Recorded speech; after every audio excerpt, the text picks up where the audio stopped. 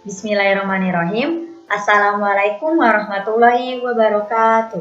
Halo semuanya, perkenalkan nama saya Intan Oktivani dengan NIM 222519084 Universitas Sultan Ageng Tirtayasa. Baik, di sini saya akan membahas tentang pendidikan inklusi dan penyandang tunagrahita.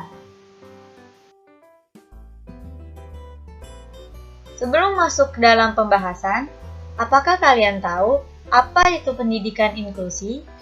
Nah, untuk lebih mengetahuinya, silakan simak cerita berikut. Caca adalah seorang murid baru di sekolahnya. Di hari pertama Caca bersekolah, Caca melihat dua siswa yang berbeda dengan teman kelas lainnya. Pembelajaran pun dimulai. Malam hari, Caca bercerita dengan antusias tentang hari pertama di sekolah barunya dan bertanya pada Karani. Karani, di kelasku ada dua orang siswa yang berbeda loh dengan siswa lainnya. Berbeda bagaimana, Cak? Jadi dua siswa tersebut seperti memiliki kelainan. Perkembangan pada dirinya lebih lambat, Kak. Seperti sulit berbicara, penampilan fisiknya tidak seimbang, kesulitan dalam mengingat, dan tiba-tiba di tengah pembelajaran berteriak-teriak.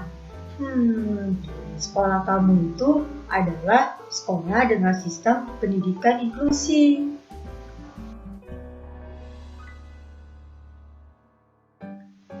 Nah, pendidikan inklusi itu adalah suatu kebijakan pemerintah dalam mengupayakan pendidikan yang bisa dinikmati oleh setiap warga negaranya, agar memperoleh pemerataan pendidikan tanpa memandang anak berkebutuhan khusus maupun anak-anak pada umumnya, agar bisa bersekolah dan memperoleh pendidikan yang layak dan berkualitas untuk masa depan di kehidupannya.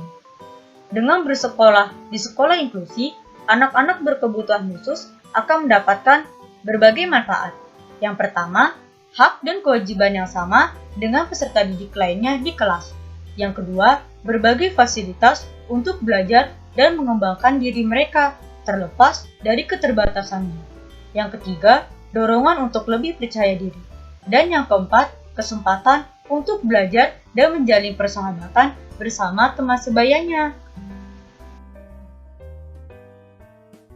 Untuk ciri-ciri dua siswa yang Caca sebutkan tadi, itu adalah ciri-ciri dari tunagrahita. Tunagrahita itu adalah sebutan lain bagi orang yang memiliki disabilitas intelektual, secara signifikan memiliki kecerdasan di bawah rata-rata anak pada umumnya, disertai hambatan dalam penyesuaian diri dengan lingkungan di sekitarnya. Nah, untuk ciri-ciri dari penyandang tunagrahita yang pertama, yaitu bisa merangkak, berjalan, atau duduk lebih lambat dari teman sebayanya. Yang kedua, kurangnya rasa ingin tahu. Yang ketiga, tidak dapat berpikir secara logis. Yang keempat, gangguan pada memori. Yang kelima, kesulitan dalam berbicara. Yang keenam, tidak memiliki perkembangan intelektual yang baik. Yang ketujuh, tidak dapat memahami konsekuensi dari perilakunya. Yang kedelapan, kesulitan mengatur diri sendiri serta berkomunikasi dan berinteraksi dengan orang lain. Dan yang kesembilan, tidak berperilaku seperti teman sebayanya atau bertingkah laku tidak sesuai usianya.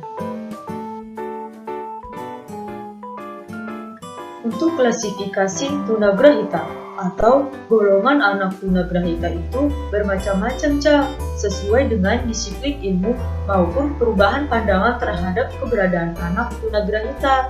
Untuk pengklasifikasiannya itu ada 3. Yang pertama, tunagrahita ringan dengan IQ 50-70 yang disebut dengan debil, yang memiliki kemampuan untuk dididik seperti anak normal, mampu mandiri, mempelajari berbagai keterampilan dan life skills, serta mampu belajar sejumlah teori yang ringan dan bermanfaat bagi kehidupan kesehariannya. Yang selanjutnya yang kedua, tunagrahita sedang dengan IQ 30-50 yang disebut dengan imbecile.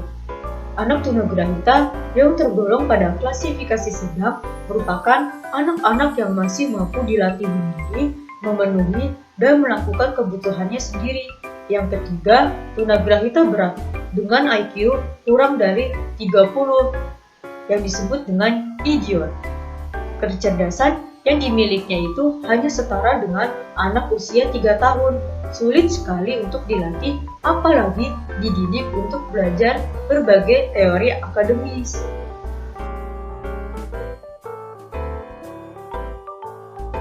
Lalu, hambatan belajar pada anak tunagrahita itu ada 3. Yang pertama, kesulitan membaca. Yang kedua, kesulitan menulis. Dan yang ketiga, kesulitan berhitung matematika. Seperti itu, Kak. Oke, terima kasih Kak Rani atas penjelasannya. Iya, sama-sama. Udah gih tidur, besok sekolah kan? Hehehe, iya Kak, siap. Ya, bagaimana cerita tadi? Seru kan? Semoga pemahaman tentang pendidikan inklusi dan penyandang tunagrahita dapat dipahami. Thank you for watching and happiness day. Bye-bye. Kapan-kapan lagi. Wassalamualaikum warahmatullahi wabarakatuh.